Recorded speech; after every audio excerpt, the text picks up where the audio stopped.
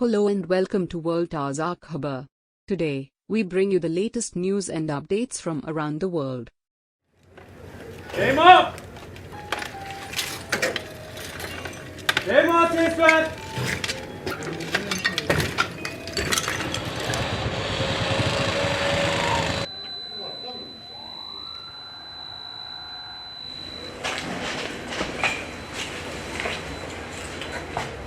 Burada yaklaşık hastalarla birlikte 15 kişi olduğunu doktorumuz söyledi. Şu an içerideler. Yalnız altına girilemiyor. Sadece şu dolap tutuyor 3. katı. Şu an iş makinesi bekliyoruz. Her yer yıkılmış vaziyette. İş makinalarında da bayağı bir çevre illerden de geliyor. Şimdi buraya gireceğiz. Tekrardan bakıp. Var mı?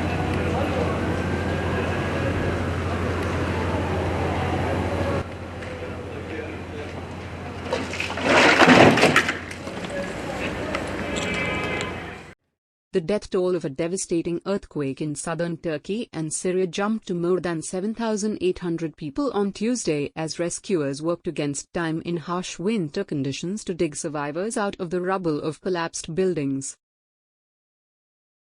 As the scale of the disaster became ever more apparent, the death toll looked likely to rise considerably. One UN official said thousands of children may have died. Turkish President Tayyip Erdogan declared a state of emergency in 10 provinces. But residents in several damaged Turkish cities voiced anger and despair at what they said was a slow and inadequate response from the authorities to the deadliest earthquake to hit Turkey since 1999. There is not even a single person here. We are under the snow, without a home, without anything, said Murat Alanak, whose home in Malatya had collapsed and whose relatives are missing. What shall I do? Where can I go? Monday's magnitude 7.8 quake, followed hours later by a second one almost as powerful, toppled thousands of buildings including hospitals, schools and apartment blocks, injured tens of thousands, and left countless people homeless in Turkey and northern Syria. Rescue workers struggled to reach some of the worst-hit areas, held back by destroyed roads, poor weather and a lack of resources and heavy equipment. Some areas were without fuel and electricity. With little immediate help at hand, residents picked through rubble sometimes without even basic tools in a desperate hunt for survivors. Aid officials voiced particular concern about the situation in Syria, already afflicted by a humanitarian crisis after nearly 12 years of civil war. Erdogan declared 10 Turkish provinces a disaster zone and imposed a state of emergency for 3 months that will permit the government to bypass parliament in enacting new laws and to limit or suspend rights and freedoms. The government will open up hotels in the tourism hub of Antalya to temporarily house people impacted by the quakes, said Erdogan, who faces a national election in 3 months' time. The death toll in Turkey rose to 5,894, Vice President Fuat Oktay said. More than 34,000 were injured. In Syria, the toll was at least 1,932, according to the government and the rescue service in the insurgent-held northwest. Every minute, every hour Turkish authorities say some 13.5 million people were affected in an area spanning roughly 450 kilometers, 280 miles, from Adana in the west to Diyarbakir in the east, and 300 kilometers from Malatya in the north to Hatay in the south. Syrian authorities have reported deaths as far south as Khabar, some 250 kilometers from the epicenter. It's now a race against time, World Health Organization Director General Tedros Adhanom Ghebreyesus said in Geneva. Every minute, every hour that passes, the chances of finding survivors alive diminishes.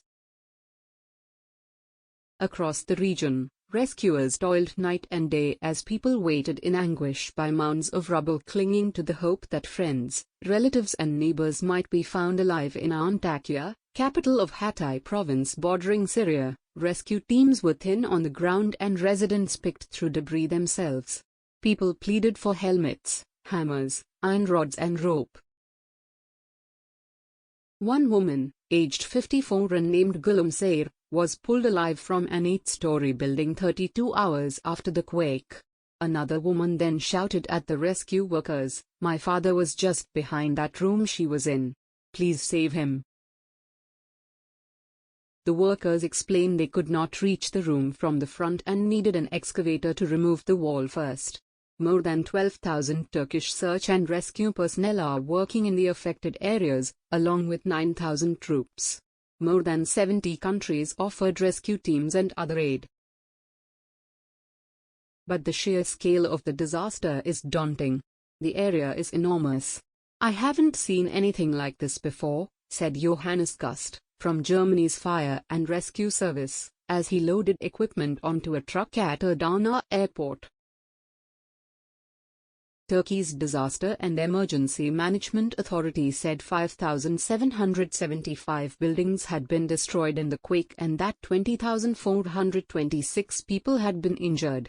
Two U.S. Agency for International Development teams with 80 people each and 12 dogs are set to arrive Wednesday morning in Turkey and head to the southeastern province of Adıyaman to focus on urban search and rescue. UNICEF spokesperson James Elder told reporters in Geneva that the earthquake may have killed thousands of children. Terrifying scenes. Syrian refugees in northwest Syria and in Turkey were among the most vulnerable people affected, Elder said. In the Syrian city of Hama, Abdullah al-Dahan said funerals for several families were taking place on Tuesday. "It's a terrifying scene in every sense," said Dahan, contacted by phone. "In my whole life I haven't seen anything like this. Despite everything that has happened to us, mosques opened their doors to families whose homes were damaged." The Syrian state news agency SANA said at least 812 people were killed in the government-held provinces of Aleppo, Latakia, Hama, Idlib, and Tartus. At least 1,120 people were killed in Syria's opposition-held northwest, with the toll expected to rise dramatically, the White Helmets rescue team said. "There are a lot of efforts by our teams, but they are unable to respond to the catastrophe and the large number of collapsed buildings," Group head Riyad al-Saleh said. A UN humanitarian official in Syria said fuel shortages and the harsh weather were creating obstacles.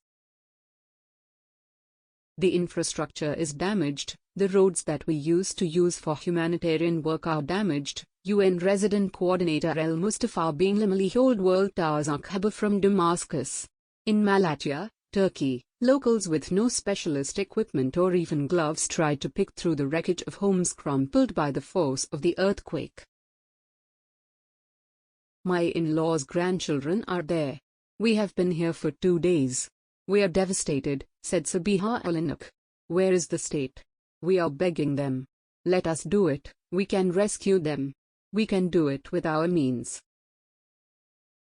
That's all for today's episode of World Taaza Khabar. Thank you